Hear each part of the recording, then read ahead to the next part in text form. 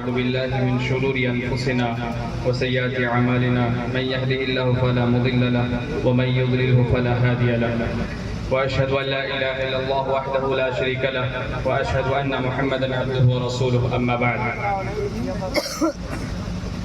أعوذ بالله من الشيطان الرجيم بسم الله الرحمن الرحيم يا أيها الناس اتقوا ربكم إن زلزلة الساعة شيء عظيم يوم ترونها تذهل كل مرضعة عما أرضعت وتضع كل ذات حمل حملها وترى الناس سكارى وما هم بسكارى ولكن عذاب الله شديد. اسٹیج پر تشریف فرما علماء کرام، علمی ہم نشینوں اور بزرگوں، دوستوں، عزیز ساتھیوں، رات بہت ہو چکی ہے اور میں سمجھتا ہوں کہ زیادہ وقت بھی نہ لیا جائے. انشاءاللہ بہت ہی مختصر میں اپنی بات کو ختم کر دوں گا انشاءاللہ.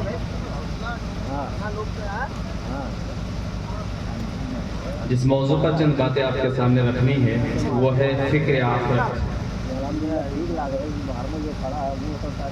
اپنی موضوع کو شروع کرنے سے پہلے میں ایک سوال آپ لوگوں سے پوچھنا چاہتا ہوں کہ ہم فکر کب کرتے ہیں؟ ہم فکر کب کرتے ہیں؟ ایک سوال ہے بنیاد سے. اس کے جواب کئی ایک ہو سکتے ہیں، لیکن جو میں سمجھ رہا ہوں وہ دو جواب خاص طور پر ہو سکتے ہیں. ایک جواب یہ ہو سکتا ہے کہ ہم فکر اس وقت کرتے ہیں جب کوئی چیز بہت اہمیت کا حامل ہو، جو بہت قیمتی ہو، عظیم نعمت ہو، ہم اس وقت فکر کرتے ہیں. مثال کے طور پر ہر والدین یہ فکر کرتا ہے کہ میرے بچے بگڑ نہ جائیں. ہر والدین یہ سوچتا ہے کہ میرے بچے خراب نہ ہو جائے، میری اولاد برباد نہ ہو جائے. ہر والدین کی یہ فکر ہوتی ہے کہ میرے بچے کسی برے صحبت میں رہ کر وہ بگڑ نہ جائے. یہ ان کی فکر ہوتی ہے. کیوں؟ کیونکہ انہیں معلوم ہوتا ہے کہ یہ جو اولاد ہے ایک عظیم نعمت ہے، یہ نعمت ہمارے ہاتھ سے نکل نہ جائے. یہ انہیں فکر ہوتی ہے. تو ہم فکر اس وقت کرتے ہیں جب کوئی چیز، کوئی نعمت، عظیم نعمت ہو، اس کی اہمیت بہت زیادہ ہو. اور دوسرا جو جواب ہے وہ یہ کہ ہم فکر اس وقت بھی کرتے ہیں جب کوئی چیز خطرناک ہو. جب بہت زیادہ خطرناک چیز ہوتی ہے اس وقت بھی ہم فکر کرتے ہیں. مثال کے طور پر جیسے یہ لائٹ ہے، لائٹ جل رہی ہے، اس میں جو کرنٹ آ رہی ہے، اس کرنٹ، یہ جب کرنٹ آتی ہے تو یہ اگر کرنٹ کسی کو لگ جائے تو اس کا حشر کیا ہوگا؟ تو اس سے بچنے کے لیے ہم کیا کرتے ہیں؟ اس کے اوپر کور چڑھا دیتے ہیں. دیکھیے پورے تار میں کور چڑھا ہوا ہے. یہ فکر ہے، اس سے بچنے کی فکر ہے. تو کوئی خطرناک چیز ہوتی ہے تو اس سے بچنے کی بھی فکر کی جاتی ہے. تو میرے بھائیوں، یہ دونوں چیز کو ہم آخرت پہ تول کر دیکھتے ہیں کہ کیا یہ دو چیز ہمیں آخرت میں دکھتی ہے. بالکل. ایک عظیم نعمت. نعمت کیا ہے؟ سب سے عظیم نعمت جنت ہے. سب سے عظیم نعمت کیا ہے؟ جنت ہے. اور یہی وجہ ہے کہ رب العالمین نے قرآن مجید میں کہا کہ جو جنت میں جس کو داخل کر دیا گیا وہ سب سے بڑی کامیابی ہے. کیا کہا؟ جس کو جنت میں داخل کر دیا گیا وہ سب سے بڑی کامیابی ہے. اللہ رب العالمین نے کیا کہا؟ کل نفس ذائقۃ الموت وانما توفون اجورکم یوم القیامہ فمن زحزح عن النار وادخل الجنۃ فقد فاز وما الحیاۃ الدنیا الا متاع الغرور. اللہ نے کہا ہر شخص کو موت کا مزہ چکھنا ہے. ہر شخص کو موت کا مزہ چکھنا ہے.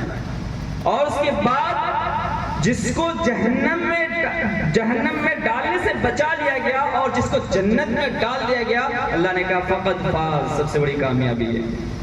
اچھا یہ بتائیے کچھ پلے نہیں پڑا، سب سے بڑی کامیابی کچھ پلے نہیں پڑا، یہ تو ڈیلی سنتے آ رہے ہیں، مقرروں کے منہ سے ڈیلی سنتے ہیں کہ سب سے بڑی کامیابی جنت میں جانا ہے، ڈیلی سنتے ہیں، یہ کوئی نئی بات ہے، کوئی نئی بات نہیں ہے۔ لیکن میرے بھائیو، اس بات پر آپ غور کریں گے تو سمجھ میں آئے گا کہ جی ہاں یہ سب سے بڑی کامیابی ہے۔ چونکہ سامعین بہت کم ہے اس لیے میں آپ لوگوں سے بھی مخاطب ہوں۔ سب سے بڑی کامیابی کیوں ہے ذرا تصور کیجئے، رب العالمین نے کہا ان الذین کفروا لو ان لهم ما فی الارض جميعا، کفار مشرکین یہ خواہش کریں گے، یہ سوچیں گے کہ اگر میرے پاس دنیا میں جو کچھ ہے سب کچھ میں اللہ رب العالمین کے حوالے کر دوں، فدیے میں دے دوں اور میں جہنم سے نجات پا لوں۔ اللہ رب العالمین کہتا ہے ما تقبل منہم، میں قبول نہیں کروں گا، قبول نہیں کروں گا۔ کیوں نہیں کروں گا؟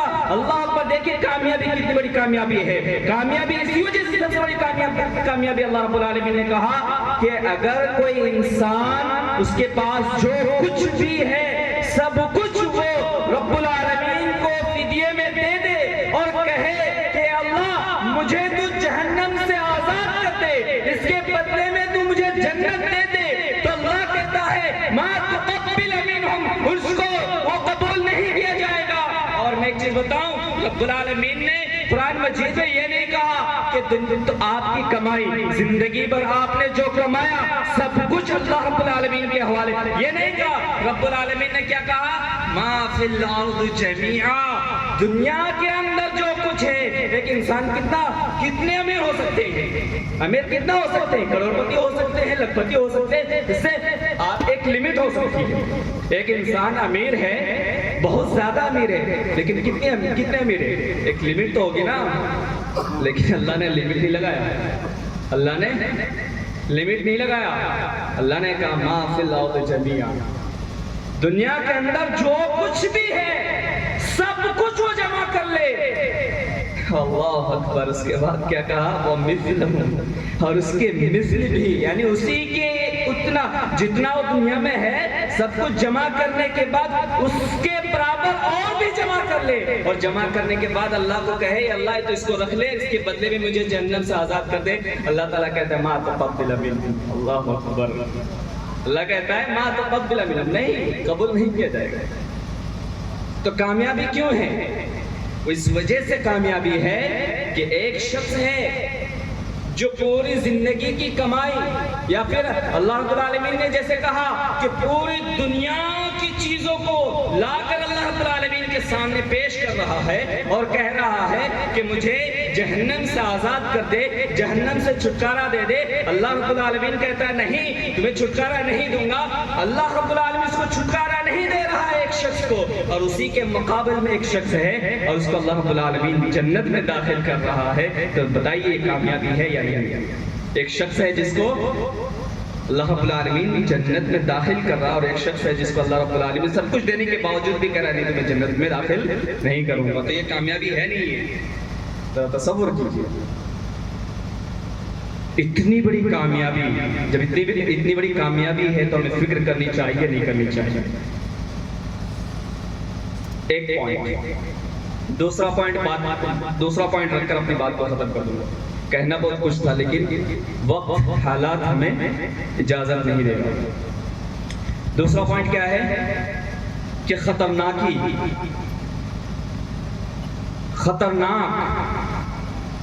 جب کوئی چیز خطرناک ہوتی ہے تو اس کی فکر ہوتی ہے۔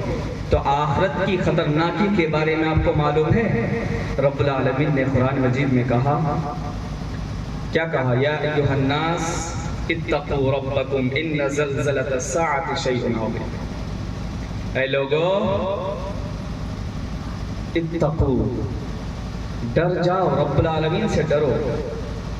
لوگوں، اللہ رب العالمین نے لوگ کہہ کر پکارا، مسلمان کہہ کر نہیں پکارا، ایک شخص کو نہیں پکارا، ایک شخص کو رب العالمین سے ڈرنے کے لیے نہیں کہا۔ رب العالمین نے کہا لوگوں، یا ایھا الناس، لوگوں ڈر جاؤ، اتقوا ربکم، اپنے رب سے ڈرو۔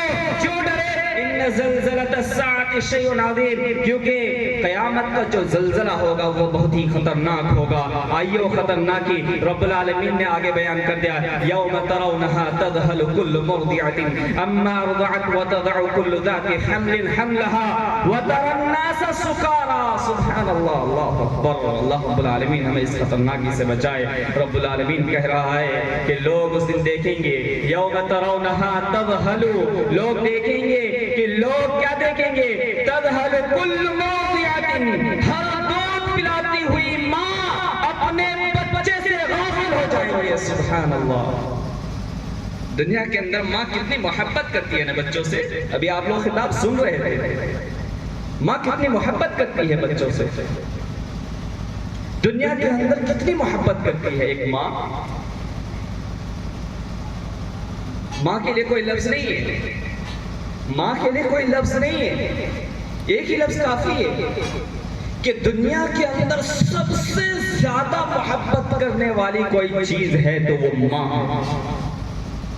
دنیا کے اندر سب سے زیادہ محبت کرنے والی کوئی چیز ہے تو وہ ماں ہے، اور وہ بھی اس وقت جب دودھ پیتا بچہ، چھوٹا بچہ، اس سے تو ہر کسی کو محبت ہوتی ہے، اور ماں کو تو اس وقت ایک نہیں کئی گنا زیادہ محبت ہوتی ہے۔ ایک بچہ جب بڑا ہو جاتا ہے اس وقت ایک محبت بڑھ جاتی ہے، لیکن ایک چھوٹا بچہ، دودھ پیتا بچہ، اس وقت کی محبت الگ محبت ہوتی ہے۔ رب العالمین نے وہ محبت کو بیان کیا اور کہا کل مرضعۃ عما ارضعت، ہر دودھ پلاتی ہوئی ماں اپنے بچے سے غافل ہو جائیں گی، اپنے بچے کو بھول جائیں گی۔ اور کیا کہا؟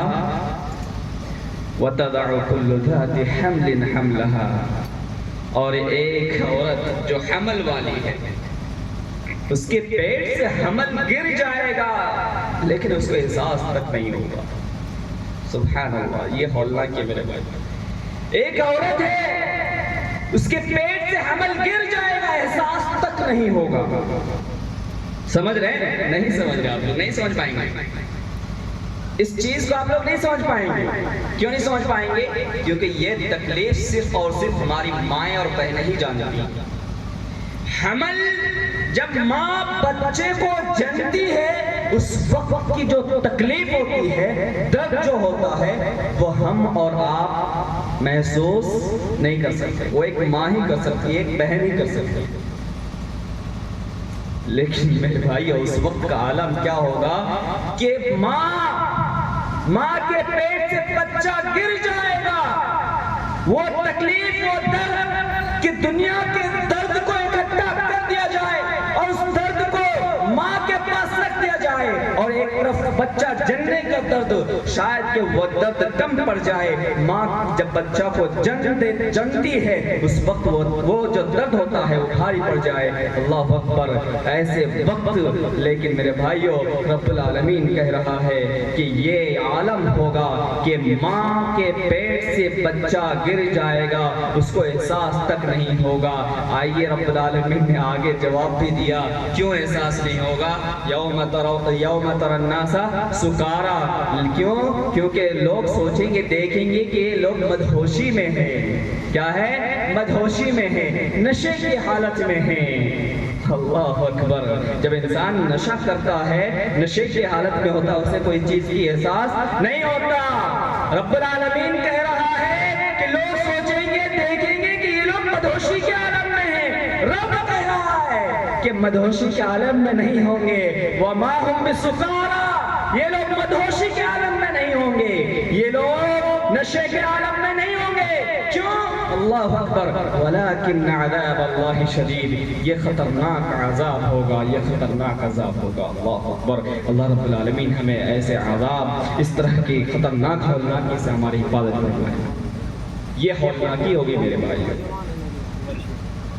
نوجوان سوچ رہے ہیں ہم تو یوں ہی چلے جائیں گے، نوجوان یہی سوچ رہے نا، کیا کھیلو کودو مستی کرو، زندگی کاٹو گزر جاؤ، یہی سوچ رہے ہیں۔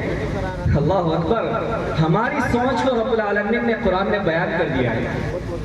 رب العالمین نے قرآن مجید کے اندر ہماری سوچ کو بیان کر دیا. کیا کہا؟ اَيَحْسَبُ الْإِنسَانُ أَن يُتْرَكَ سُدًى.